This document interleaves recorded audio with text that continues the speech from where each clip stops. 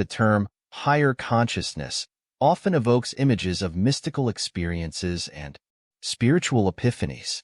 Hindu sages, Christian monks, and Buddhist ascetics have long spoken of reaching higher consciousness through meditation, chanting, fasting, or pilgrimages.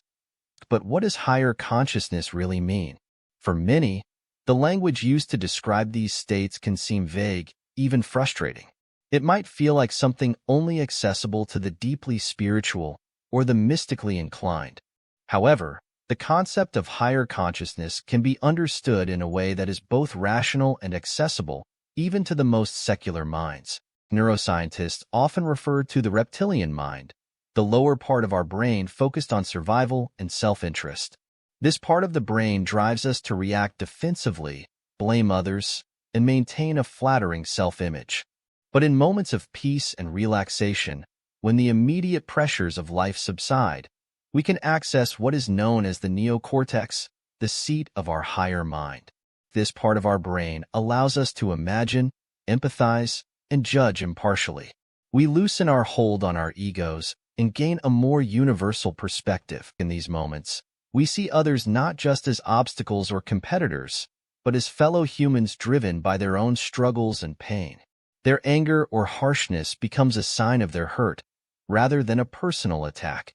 This shift in perception transforms our responses from fear and aggression to love and compassion. The world reveals itself as a place of suffering, but also of beauty, tenderness, and vulnerability. Higher consciousness allows us to connect with the world around us in profound ways. We become less attached to our own status and possessions, and more attuned to the transient beauty of life. Imagine seeing life from this elevated viewpoint. Grievances lose their urgency, and a calm understanding takes over.